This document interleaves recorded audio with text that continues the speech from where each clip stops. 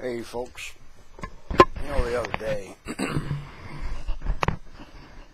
yesterday morning, as a matter of fact, I saw on my caller ID I'd missed a telephone call from a friend of mine. This is, aside from a family member, he's the only person that I've been in touch with off and on throughout my entire life. Known him since 7th grade. Moved around a lot in 7th grade. 3 different schools in that year. Anyways, it's going to school in Spiro, Oklahoma. And I was riding the bus. Way out to the end of the bus route, there was these 2 red-headed kids. Looked to be about the same age. They're about the same size. I remember it just as plain as day. They always had sleep boogers in their eyes every morning. It was the strangest thing. Red hair, pale skin, blue eyes, kind of heavy set like a bunch of the kids are in Spiro, Oklahoma. Biscuits and gravy, fried taters, cornbread, pinto beans.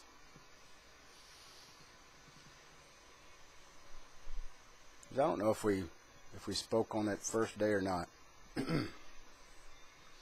we did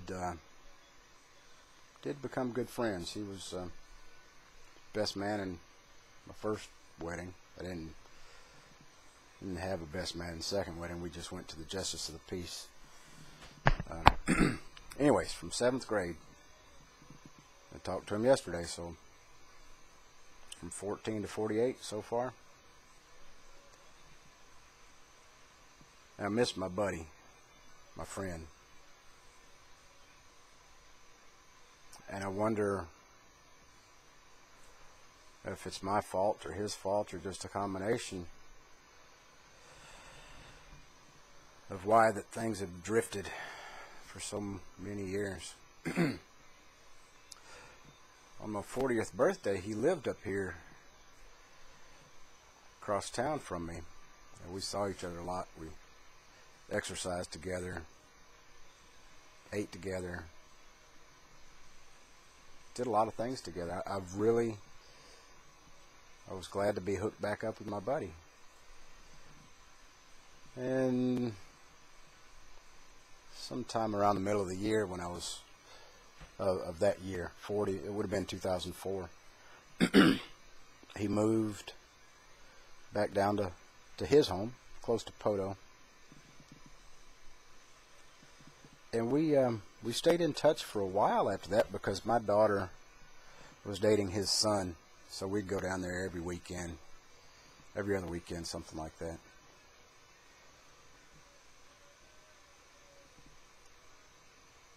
And I really enjoyed seeing my buddy a lot. But then, my daughter and his son weren't seeing each other quite as much. They broke up. Dang it. Have to get me a lighter one of these days. But as life is as it is. Things change. Priorities change. And I didn't see my friend quite as much.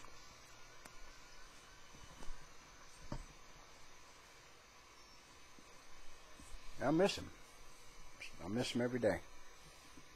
Think about him just about every day. We used to chase girls and listen to country music together in our early 20s.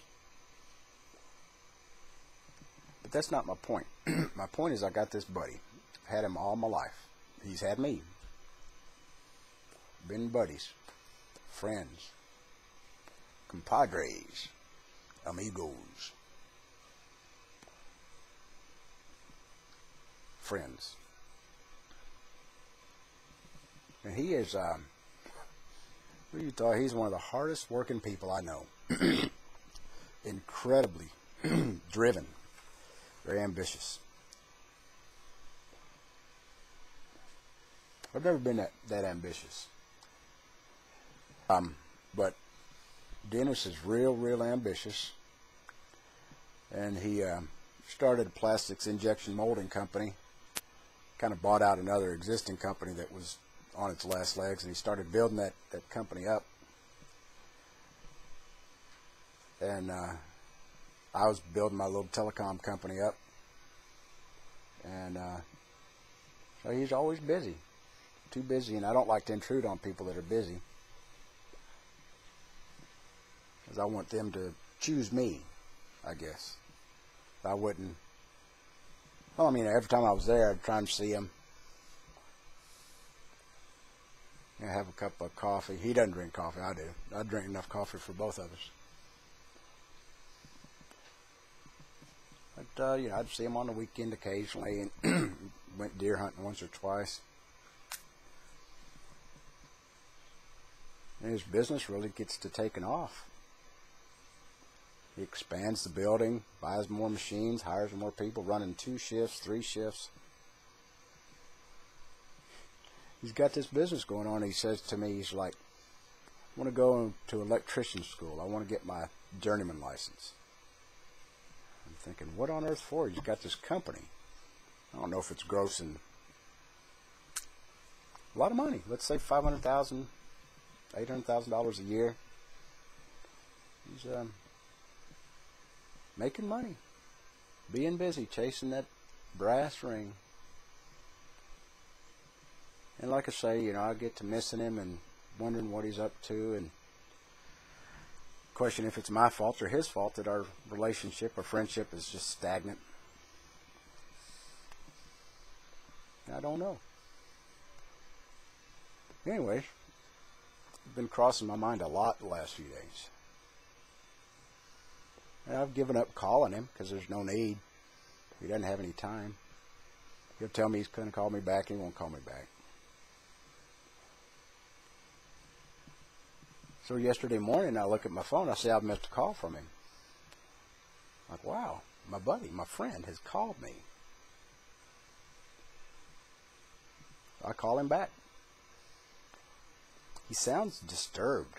He sounds shaken up, like something foundational in his life has changed.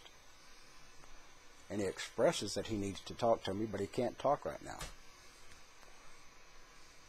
I said, okay. I said, I'll come, you know, as soon as I can, I'll be there. I'll come down, drop everything. And he said, yeah, come on down tonight. He says he's got this thing to do at 7 o'clock, but I can go with him. And I'm thinking something major's going on. And so I say, well, Dennis, can I pray with you? So we pray. And, you know, I'm thinking something drastic has happened in his life, and that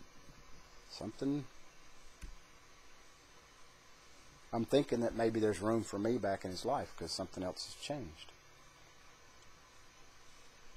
And I'm hopeful. I'm thinking, wow, I get to go see my buddy. I had a lot of stuff to do yesterday, so after everything's wrapped up, I call him.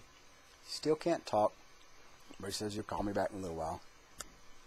And he says, you know, come on down to that deal at 7 o'clock. And I'm thinking it's a holiday thing. I don't know. And so he calls me back after he gets out of his meeting. And I'm asking him, you know, what's going on? And, you know, I found out that a couple of things through the day that didn't change that I thought might have, that I hoped might have changed. He wants me to come to a network marketing thing. And it just absolutely dashed my hopes. Because I'm thinking that that my buddy needs me, that my friend needs me. He didn't need me. No, from his point of view, I'm sure it's like he's thinking that he's got a cool opportunity. It's the first one he's ever gotten into that he's making money, wants to help me make money, but he didn't want a business opportunity. I wanted my friendship back. It really made me sad when I realized that that wasn't the case. Yeah, that's it. I'm out.